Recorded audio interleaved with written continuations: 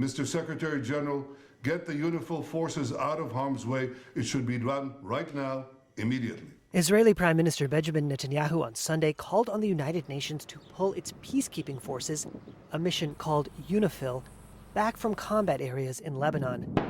The UN peacekeeping mission is facing new pressure as Israeli forces ramp up air and ground operations against Iranian-backed Hezbollah fighters who have fired rockets and artillery into northern Israel for more than a year. Israel has claimed Hezbollah fighters operate close to UNIFIL bases, using the peacekeeping force as human shields. Hezbollah has denied those accusations. The UN has accused Israel of harassing and threatening their forces in recent days.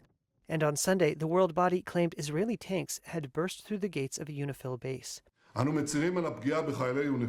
Netanyahu apologized for the harm done to UNIFIL and said the safest thing for the peacekeeping force was to withdraw. But the potential harm to the international mission has prompted criticism of Israel from some of its allies. At an EU summit last week, Italian Prime Minister Giorgia Meloni said 2 bases housing Italian soldiers serving with UNIFIL were hit by Israeli fire.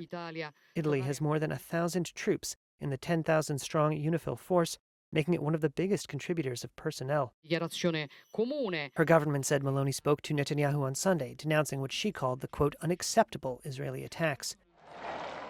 She was not the only one in Rome to speak up for UNIFIL.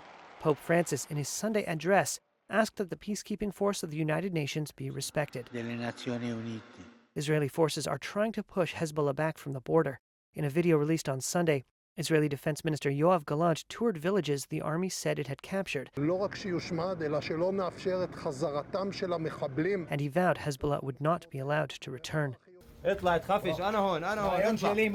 Video released by the Israeli army purported to show a captured Hezbollah fighter who had been hiding in an underground tunnel. Israel's operation in Lebanon has exacted a heavy toll. This was the scene of destruction in the southern Lebanese city of Nabatea, following an Israeli strike on Saturday.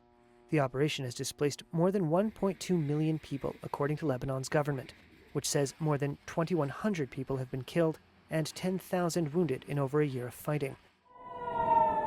Meanwhile, in Haifa, in northern Israel, air raid sirens early Sunday morning sent residents scurrying toward bomb shelters. Israel's rocket interception system left streaks across the night sky.